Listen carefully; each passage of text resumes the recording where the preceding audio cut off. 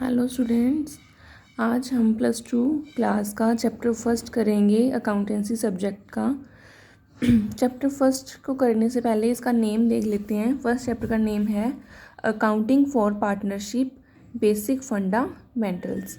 इस चैप्टर के नेम से हमें पता लग रहा है कि ये पार्टनरशिप के बारे में चैप्टर है कि पार्टनरशिप के अकाउंटिंग कैसे की जाती है, पार्टनरशिप क्या है और इसके बेसिक फंडामेंटल्स क्या होते हैं।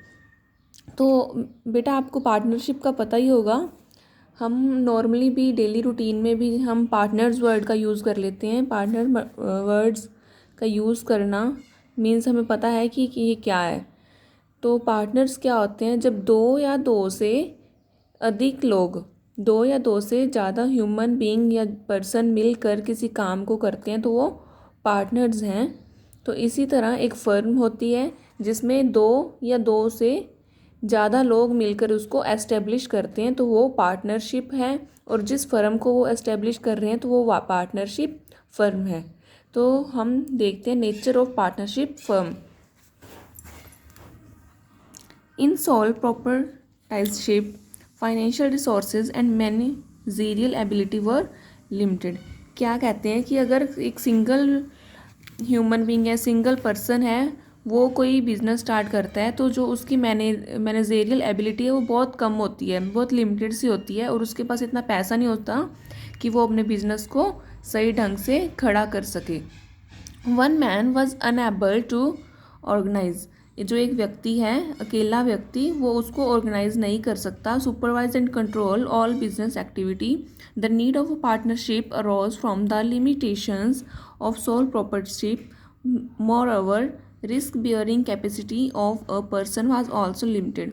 ये क्या बोल रहे हैं कि एक सिंगल व्यक्ति है, वो अपने किसी ऑर्गेनाइजेशन को अकेला एस्टेब्लिश नहीं कर सकता, क्योंकि वो जो उसमें उसके पास फाइनेंशियल रिसोर्सेज हैं वो भी लिमिटेड होते हैं, और उसके पास अकेले के पास ही इतनी कैपेसिटी नहीं होती कि वो जो उसमें अगर लॉस हो जाए बाय चांस, वो अकेला उसको बियर कर ले, और वो अकेला ही सारी एक्टिविटीज़ को नहीं देख सकता, ऑर्गेनाइजेशन नहीं कर सकता, सुपरवाइजेशन नहीं कर सकता, और कंट्रोल सारे बिजनेस पर नहीं कर सकता। उसे किसी ऐसे पर्सन की ज़रूरत होती है अपने साथ जो उसकी हेल्प कर सके इन सभी कामों को करने के लिए। तो इसीलिए पार्टनरशिप बनाई जाती है। वो अपना पार्टनर बनाता है जो कि उसके बराबर या किसी रेशो में डिसाइड करके उसमें फाइनेंस अपना इन्वेस्ट करते हैं, और जो भी प्रॉफिट है या जो भी लॉस है वो आपस में उसको शेयर करते हैं। तो आगे देख लेते हैं। With the increase in commercial and industrial activity there was growth in the scale of business operations. कहते हैं कि आजकल के टाइम में क्या हो रहा है कि बिजनेस ग्रो कर रहा है, कि उसमें बहुत सारी एक्टिविटीज़ होती हैं, इंडस्ट्रियल एक्टिविटीज़।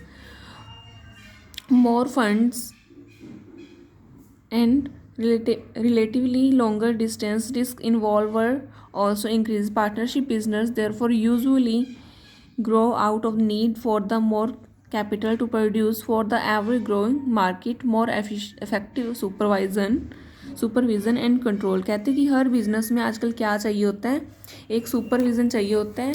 मीन्स कि एक कुछ ऐसा चाहिए होता है कि हम उस बिजनेस को कंट्रोल में कर सकें।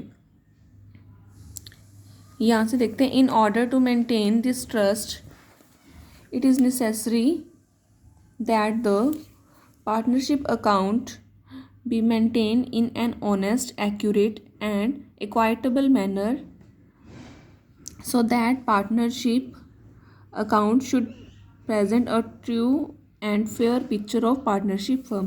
कहते हैं कि जब वो पार्टनर्स बनते हैं उनके बीच ये होना बहुत ज़रूरी है कि वो एक दूसरे के ऊपर ट्रस्ट करें। अगर पार्टनरशिप में उन पार्टनर्स में ट्रस्ट ही नहीं है तो वो ऑर्गेनाइजेशन भी फेल है, वो किसी काम का नहीं है।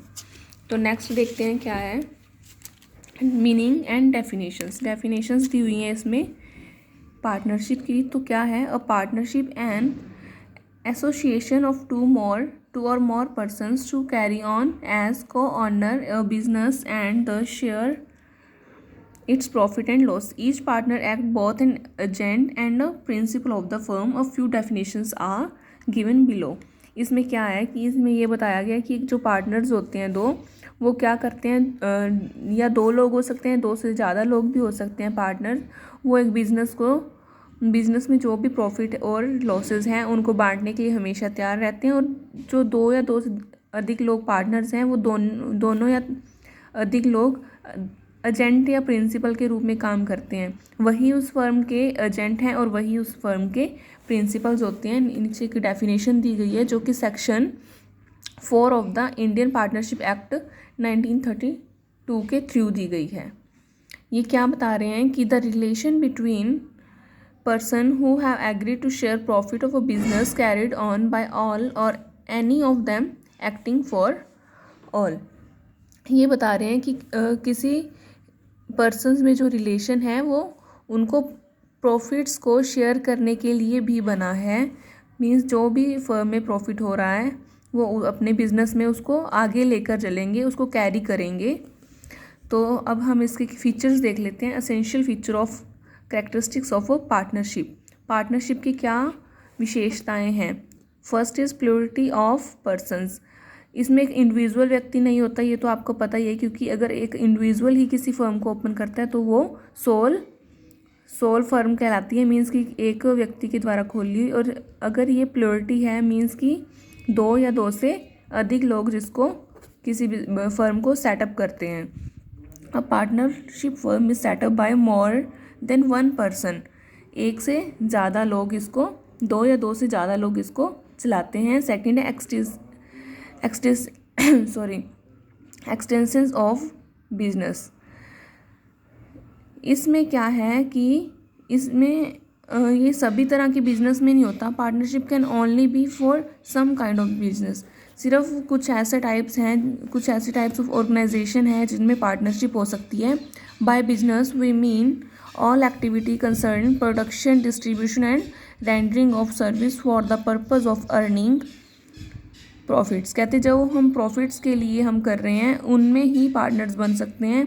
If the work is related to social service we do not call it a business. कहते हैं अगर हम सोशल वेलफेयर के लिए कोई बिज़नेस करते हैं तो वो बिज़नेस नहीं है, वो सोशल वेलफेयर के लिए हम किसी की सेवा कर रहे हैं तो उसमें वो पार्टनरशिप नहीं कहलाएगी अगर वो 2 लोग भी मिलकर कर रहे हैं तो। Third is contractual relationship. इसमें क्या है, एक कॉन्ट्रैक्ट लिखा जाता है। कॉन्ट्रैक्ट के ऊपर क्या होता है, सारी रेशोज़ लिखी जाती हैं कि किस रेशो के ऊपर वो अपने प्रॉफिट को बांटेंगे और किस रेशो के ऊपर वो अपने लॉसेस को बांटेंगे। और जो एक इंडिविजुअल है, एक पार्टनर है, वो कितनी कैपिटल अपने फर्म में लेके आएगा।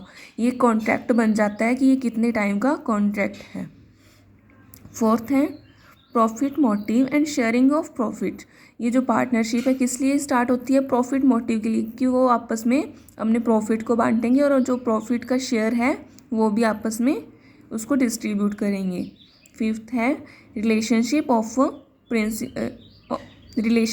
Principal and agent. जो वो लोग हैं जो पार्टनर्स हैं उनमें प्रिंसिपल और एजेंट का रिलेशन होता है। वो ही उस फर्म के प्रिंसिपल होते हैं और वही उस फर्म में काम करने वाले भी हो सकते हैं, लाइक एजेंट भी हो सकते हैं। सिक्स्थ है business carried on by all or any of them acting for all. जो बिजनेस है उसमें वो लोग सभी काम करते हैं। इसमें एक एग्जांपल भी दिया गया है, इसकी थ्योरी पढ़ते हैं। द फर्म बिजनेस में be carried by all the partners or any one of them acting for all. Thus each partner is entitled to participate in the conduct of business affair and act for and on behalf of the firm। कहते हैं इसमें एक व्यक्ति भी काम कर सकता है इस फर्म में, जो मीन्स 2 पार्टनर में से कोई एक पार्टनर भी काम कर सकता है। इसमें एग्जांपल है X and Y jointly purchase a house for travelling purpose. X और वाई हैं वो अपने रहने के लिए घर खरीदते हैं दोनों, तो वो पार्टनरशिप नहीं कहलाएगी। वो क्या कहलाएगा, उसमें दोनों की जॉइंट ऑनरशिप कहलाएगी वो। 7th है अनलिमिटेड लाइबिलिटी।